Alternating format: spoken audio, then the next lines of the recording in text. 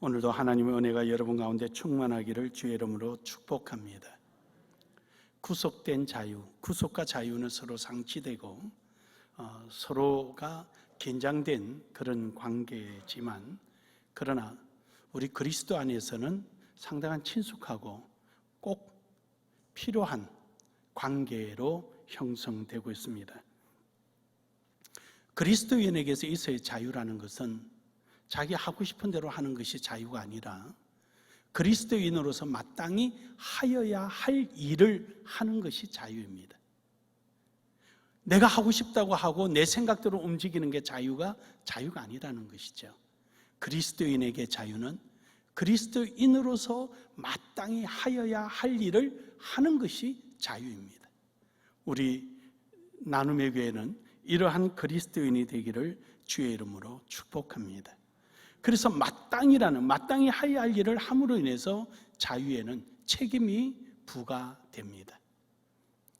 그 책임이 하나님께 대한 책임이 있고, 그리고 이 세상을 향한 책임이 있습니다.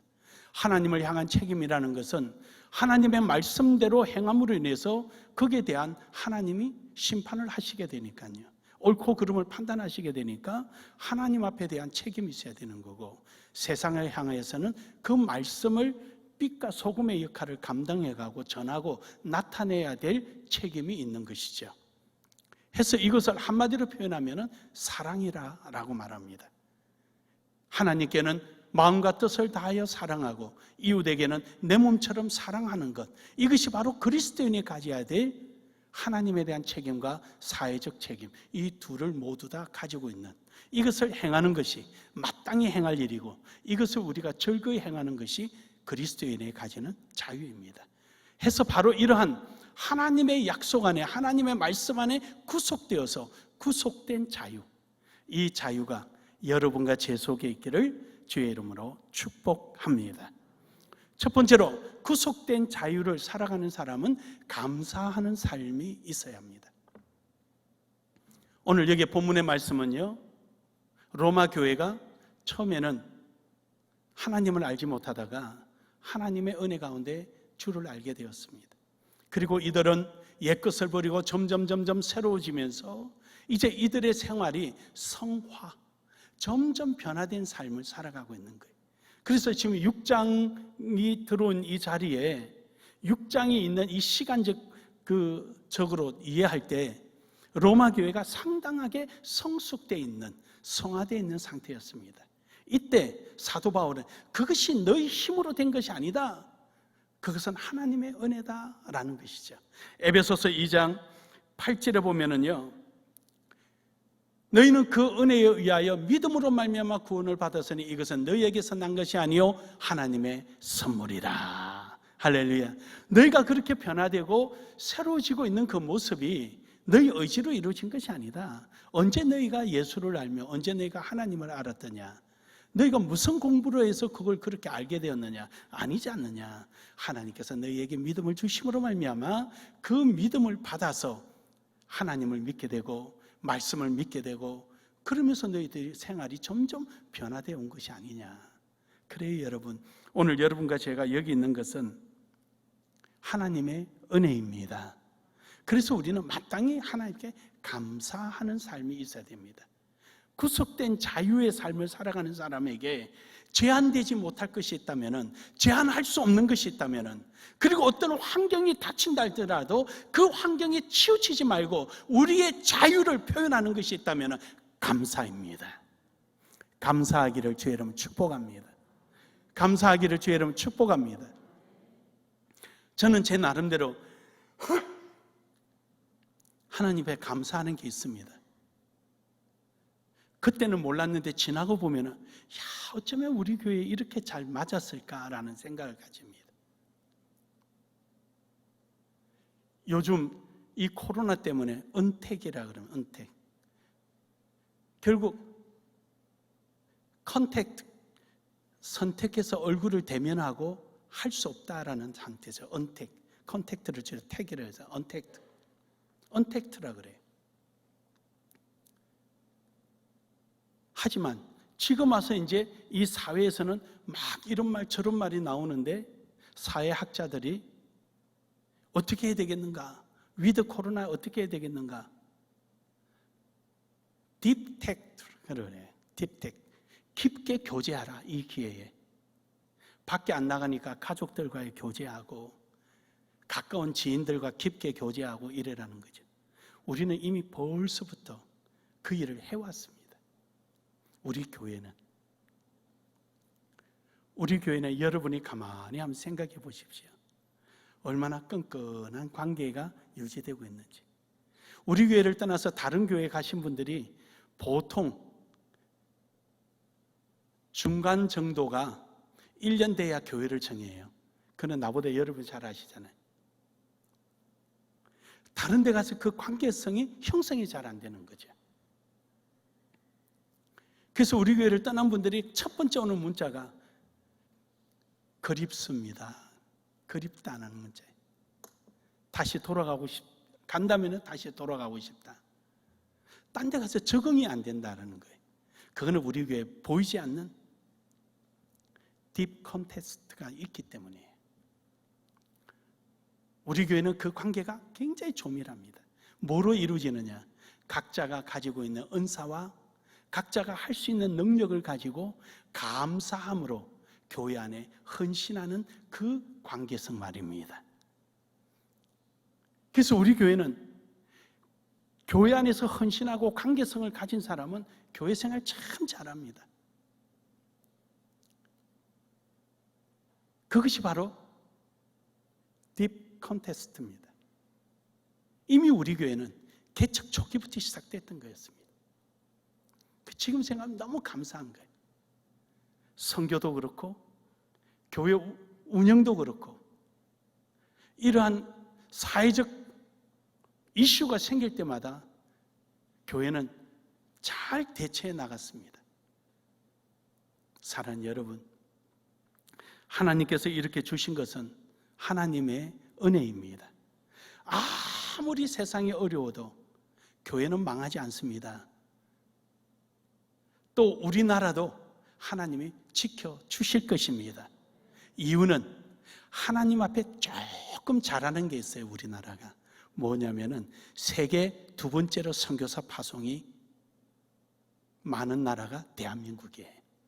복음의 열정이 있어요. 하나님께서 제사장 나라로 이스라엘을 택하신 이유는 복음 전파라고 한 거거든요. 그 일에 충실한 한국 교회를 하나님은 포기하지 않으시리라고 확신합니다. 그 중에 또 교회가 하나 있으니 나눔의 교회입니다. 하나님은 나눔의 교회를 그렇게 사용하시는 거예요. 어떤 목사님이 그래. 코로나 생기자마자 개척교회 때문에 걱정이 많다.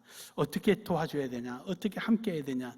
이 고민을 하니까 목사님이 나를 탁 쳐다보면서 그래. 목사님은 원래 그런 성품입니까? 만들어져서 그런 겁니까? 질문해요. 딴 사람 자기 교회 걱정하기 바쁜데 나는 개척교회가 어떡하지? 이게 개척교회 중요한데.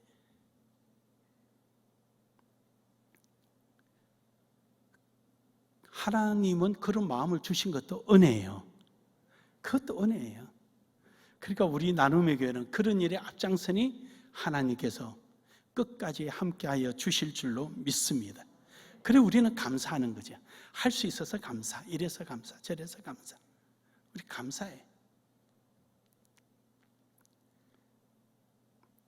로마서 3장 10절에서 12절에 보면은 의인은 없나니 하나도 없다. 깨닫는 자도 없고 하나님을 찾는 자도 없고 다 치우쳐버렸다. 치우쳐버렸다. 자기 감정에 치우치고 자기 가치관에 치우치고 자기 생각에 치우치고 다 치우쳐버린 거예요. 그러니까 하나님을 찾는 사람도 아무도 없어요. 여러분, 10,000원짜리가 있고 100원짜리가 있으면은요, 우리 생각에 일반적으로 치우치는 것이 10,000원짜리에 치우치게 되어 있는 거예요. 100원짜리에 치우치지 못하지요. 왜냐? 하나님의 은혜를 모르니까. 하나님의 은혜를 알면은 가진 것도 버릴 줄 알고, 작은 것도 크게 여길 줄 알고, 낮아진 것도 높아질 줄 알고, 그거 다 알 텐데 하나님을 알지 못하니까 치우치는 거예요. 한쪽으로 다. 사랑하는 여러분, 오늘 우리는 주님 앞에 있다는 것이 너무너무 감사한 줄 믿으시길 바랍니다. 그래서 우리는요, 치우치지 않고 우리는 하나님을 알고 하나님의 뜻에 의하여 깨닫게 된 우리의 자유의 책임은 하나님 앞에 순종하는 것이고요, 이웃에게 사랑을 베푸는 것입니다. 할렐루야. 우리는 이러한 감사를 표현할 줄 아는 이러한 신앙들 되기를 주의 이름으로 축복합니다. 두 번째로, 말씀을 구하는 삶이 되어야 합니다. 말씀을 구한다는 것은 오늘 본문 말씀의 17절에 보면은요,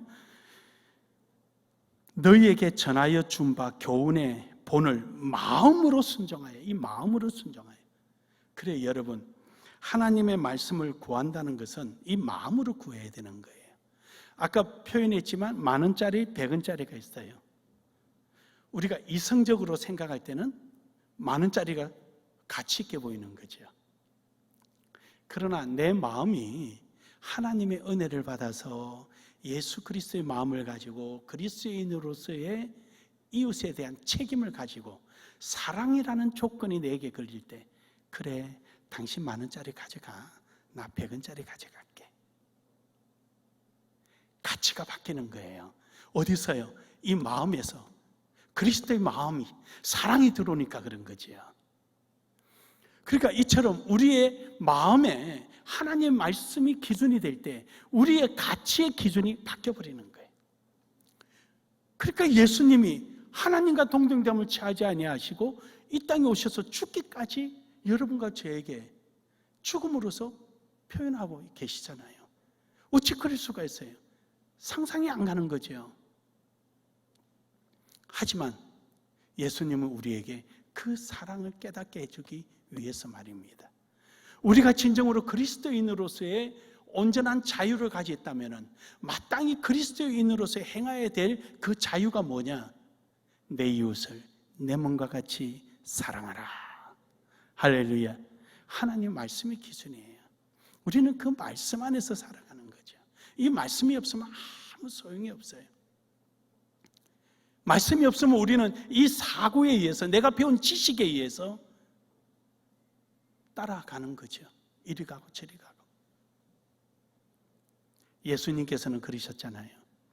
누가복음에 예수님이 사람들 모아놓고 하늘나라에 대해서 설교를 하고 계실 때 예수님의 말씀이 도무지 얼토당치 않다. 자기가 어떻게 해서 하나님의 아들이냐, 거기에 대한 반감을 가진 사람이, 선생님, 이 밖에 당신의 모친과 형제들이 와 있습니다. 그러니까 당신은 하나님의 아들이 아니라 여기 있는 마리아의 아들이다. 이걸 강조하고 싶었던 거죠. 그때 예수님 뭐라고 답변하십니까? 누가 내 부모며 형제요 자매더냐? 하나님의 말씀대로 행하는 자라야 내 형제요 자매라. 예수님 기준을 정확하게 해줬어요. 우리의 진정한 자유의 기준은 어디 있느냐? 하나님의 말씀이에요. 마땅히 행할 일이 뭐냐? 하나님의 말씀이에요. 그 말씀에 의해서 책임이 주어지거든요. 그래서 너희는 세상의 소금이요 빛이라 라고 말씀하시는 거예요. 말씀을 떠난 치우쳐 있는 마음은 하나님이 심판하실 때 칼로 밖으로 빼버리셔요. 그거는 체크리스트에 들어와 있지 않아요. 그리스도인들에게 하나님이 판단하시는 판단 기준은 말씀이냐 아니냐 이거지. 말씀이 아니면 하나님은 신경도 안 써요. 그냥 유기하고 말아버리죠. 그것을 무슨 과라 그랬죠 제가? 주책과라 그래요. 주님이 책임질 과. 우리는 하나님 말씀 안에 들어가는 이것이 우리의 기준이 되기를 주의 이름으로 축복합니다. 그래서 여러분, 우리는 하나님의 말씀, 감사하는 삶, 그 삶이 하나님의 말씀 안에서 순종하고 살아가는 삶이 되기를 축복합니다. 그래서 이사야서 55장 3절에 보면은요, 이사야서 1장 18절에 보면은요, 하나님이 이렇게 말씀하시죠. 오라, 우리가 한번 토론하자. 너희 죄가 주홍같을지라도 양털처럼 내가 희게 하리라. 오라, 나랑 한번 토론 한번 하자. 그래요, 여러분. 우리는 우리의 개인적인 감정이나 이성적 판단 가치가 아니라 하나님의 말씀을 가지고 우리는 옳고 그름이 판단되어져야 합니다. 말씀 안에 있기를 주의 이름으로 축복합니다. 이사야 55장 3절에서도요, 하나님께서 말씀하시기를 너희 귀를 기울이고 내게 나와 들으라. 그러면 너희 영혼이 살리라. 내가 너희를 위하여 영원한 언약을 맺으리니 곧 다윗에게 허락한 확실한 은혜니라. 내게 와서 들으라. 우리가 가져야 된 자유의 한계는 어디냐? 하나님의 말씀입니다. 그 안에 있어야 돼요. 하나님 말씀 안에. 호세아서 6장 1절에 보면은 오라 우리가 여호와께로 돌아가자. 여호와께로 돌아가자. 우리는 우리의 생각과 우리의 삶이 하나님께로 돌아가고 하나님 안에서의 기준이 되고 하나님으로 말미암아 우리는 행동하는 삶이 돼야 합니다. 왜냐? 여러분과 저는 그리스도인입니다. 예수 그리스도의 피로 말미암아 부름받은 자들입니다. 그렇게 우리는 그 안에 있어야 될 줄로 믿습니다. 믿으십니까? 믿으십니까? 말씀을 따라서는 안 되는 거예요. 역대하 20장 12절에 보면은요, 모압과 암몬이 이스라엘을 침범하니까 여호사밧이 내가 할 수 있는 게 아무것도 없다. 여호와만 바라보나이다. 그래요, 여러분. 우리가 뭘 하겠어요? 우리가 교회가 핍박받고 어려움 당할 때 우리가 할 수 있는 게 뭐가 있습니까? 총칼을 쥐고 가서 싸울 수가 있습니까? 뭐가 있습니까? 우리는 여호와만 바라보는 것입니다. 우리가 해야 할 일을 차분하고 우리는 기도하고 하나님께 매달릴 뿐입니다. 하나님이 분명히 승리의 자리로 인도해 주실 줄 믿습니다. 진리가 너희를 자유케 하리라 하셨으니 저는 확신합니다. 정말로 확신합니다. 저는 제 자신을 자주 점검합니다. 저는 제가 강하다는 걸 제가 알아요. 굉장히 제가 강해요. 누가 말한다고 이리 흔들리고 저리 흔들릴 그런 사람도 아니고요. 모르는 사람은 저보고 고집 세다 그러는데 그건 고집이 아니고요. 제 주관이에요, 주관. 보고 확인되지 않는 것은 쉽게 믿으려 하지 않는 것이 저예요. 제가 좀 그런 고집스러움이 있어요. 그러나 맞다라고 할 때는 무한한 신뢰를 보내버립니다. 우리가 가지는 자체가 정말로 무엇을 위하여 있는가? 우리는 하나님 안에 있으면요 부족할 게 하나도 없습니다. 오직 하나님이 하십니다. 하나님이 역사하시고. 저는 사업할 때도 사업 자금 일체를 과장한테 통장까지 다 주고 맡겨버립니다. 망하고 나서 우리 집사람이 계산을 하고는 기가 차다 할 정도로 세상에 돈이 이렇게 새어나간데도 몰랐나. 나는 그게 관심이 없으니 일에 관심이 있고 믿었으면 그 사람 믿고 사는 거죠. 저는 저희 아버님이 가르쳐 준 대로 해. 친구는 믿을 때 친구다. 믿지 않거든 친구라고 부르지 말아라. 믿으려면 다 믿어야지. 저는 예수 그리스도께서 반드시 승리하신다는 걸 저는 확신합니다. 여러분은 확신하십니까? 확신하십니까? 믿음대로 될 줄 믿습니다. 로마서 10장 10절에 보면은요, 사람이 마음에 믿어 의에 이르고 입으로 신하여 의의 구원에 이르느니라. 그렇습니다. 이 마음이 받아들여져야 합니다. 마음은 엉뚱한 데 있고 생각은 내 주관대로 가 있으면은요 하나님이 기뻐하시지 않습니다. 정말로 마음속에 뭐가 있느냐? 저는 모르겠어요. 하나님이 저를 어디까지 평가를 하실는지 모르지만 저는 우리 아이들보다 여러분 기도를 먼저 합니다. 제 목회 시작부터 지금까지 그래서 나는 여러분에게 자신 있게 요구하는 것입니다. 저는 제 자신이 내 아이를 위하여 뒷주머니를 차본 적이 없습니다. 그러기에 자신 있게 말을 합니다. 이제 나이가 먹어가니까 어쩔 때는 은근히 걱정도 될 때도 있어요. 그러나 저는 아직도 확신하는 것은 하나님은 살아 계시다는 것. 사랑하는 여러분, 여러분의 인생을 도둑질하지 않겠다는 것, 제게는 변함없는 목회의 중심입니다. 성도관입니다. 그러나 성도에게 비굴하지 않겠다는 것도 저의 성도관입니다. 저는 아직까지 때끌이 없다고 우리 장로님한테 말해본 적도 없고, 내가 비굴하게 성도들에게 손을 내밀어 본 적도 없습니다. 그러기에 우리 서로가 마음이 하나가 되어서 말씀 안에서 말씀이 내 마음의 기준이 되고 그것이 자유로 표현되어져서 함께 더불어 주의 영광을 위하여 나아가는 멋진 나눔의 교회가 되기를 주의 이름으로 축복합니다. 마지막으로 우리는 구속된 자유는 말씀 앞에 순종하는 것입니다. 이것이 바로 의의 종입니다. 본문 말씀에 보면은 18절에 죄로부터 해방되어 의의 종이 되었느니라. 지금 이들은 성화된 삶, 성숙된 삶을 살아가고 있었습니다.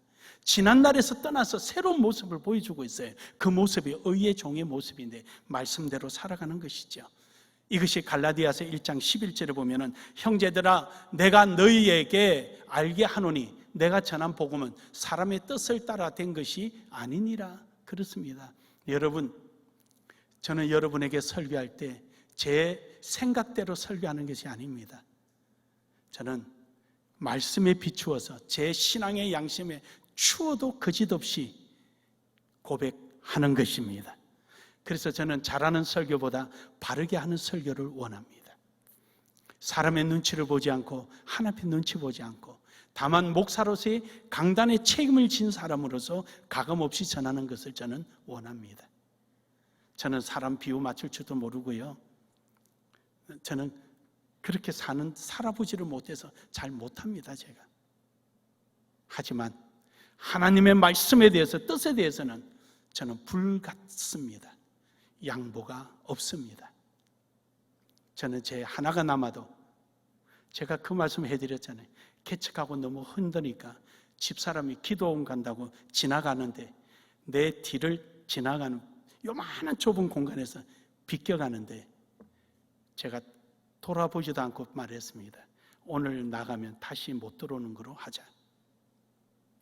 나는 목회자로 부름받았는데 여기 함께 하지 못하면은 당신 좋을 대로 가고 나는 목회하겠다 이겁니다. 우리 지사람 저 뒤에 앉아 있으니까. 하나님 일에 저는 양보가 없습니다. 혹시 저를 잘 모르시거든 이제 오늘부터 아십시오. 저는 비굴하기도 못하고 아부할지도 못하고 그러나 내 인생을 다 들여서 여러분을 바르게 인도하는 일에는 조금도 주저하지 않을 것입니다. 저는 에스겔서의 말씀 속에 목자는 양 가운데서 심판한다 그랬습니다. 내가 여러분에게 바르게 전하지 못했다면 제가 여러분 가운데서 제가 심판을 받기 때문입니다. 사랑하는 여러분, 하나님의 뜻대로 나아가는 나눔의 교회 되기를 주의 이름으로 축복합니다. 민수기서 15장 39절에 보면은 우리는 전적으로 하나님 앞에 욕심에 따라가는 것이 아니라 하나님 앞에 순종하는 것입니다. 하나님이 원하시면 뭐든지 우리가 자유, 구속된 자리에서 자유, 말씀 안에서 자유가 되어야지 말씀을 떠나버린 방종한 삶이 이루어져서는 안 되는 것입니다. 신명기서 4장 2절에 보면은 이것은 하나님의 절대적인 주권입니다. 여호와의 명령입니다. 하나님께서 우리에게 내리신 기준입니다. 그리스도인이라면 그 길을 걸어가야 합니다. 그러기에 우리는 이 일에 조금도 게으르서는 안 될 것입니다. 우리는 이러한 하나님의 말씀 앞에 따라갈 때 역대상 28장 9절에 있는 말씀처럼 기쁨으로 가야 합니다. 다윗이 솔로몬에게 그럽니다. 내 아들 솔로몬아, 하나님의 말씀을, 내 아비 하나님을 알진대 하나님 말씀을 너는 기쁘게 믿고 순종하고 따라가라. 그러면 하나님이 너와 함께 하시리라. 만약에 너가 하나님을 버리면 하나님도 너를 영원히 버리리라. 사랑하는 여러분, 그리스도인으로서의 가장 슬픔은 무엇입니까? 하나님과의 교류가 단절됐다는 것입니다. 그리스도인으로서의 가장 비참함이 무엇입니까? 신앙의 자리에서 떨어져 나갔다는 사실입니다. 우리는 이 세상이 기준이 아니고 하나님의 말씀이 기준입니다. 우리는 그 말씀 안에 거하기를 주의 이름으로 축복합니다. 마태복음 9장 9절에 보면은 베드로라는 사람이 세리입니다. 그는 그 자리에 가만히 앉아 있으면 돈이 막 굴러 들어옵니다. 투자비도 안 들어갑니다. 왜냐? 세리라는 직업 하나 때문에 동네 사람들이 세금 걷어들이면은 로마 정부에 일정한 금액 주고 고리를 떼서 자기 가지는 거예요. 이거는 정년제도 없습니다. 돈만 잘 걷어주면 되는데 예수님이 따르라 그러니까 다 내팽개치고 따릅니다. 베드로와 요한도 그 많은 고기를 잡아놓고 배를 다 내버려두고 예수님을 따라 났습니다. 그래 여러분, 우리의 생각, 우리의 주장, 내 사고 버립시다. 버립시다. 우리는 오직 주의 말씀 안에 거하는 우리 모두가 되기를 주의 이름으로 축복합니다. 저 역시 그렇고요. 나눔의 교회는 목사나 성도나 한결같이 하나님의 뜻을 위하여 반응이 예민하며 이 세상에 대해서는 참 어리석다라는 소리를 들을 수 있는 그런 교회가 됐으면 좋겠습니다. 이것이 하나님이 우리에게 원하는 것이고 이것이 바로 우리의 순수한 신앙의 모습입니다. 결론적으로 여러분, 마태복음 25장 21절에 보면은 소홀함이 없어야 함을 말씀합니다. 즉 적은 일에 충성하였더니 하나님께서 많은 것을 맡겨 주셨습니다. 이것은 적은 일이라 한다 할지라도 하나님의 말씀이면은 소홀함이 없다는 것입니다.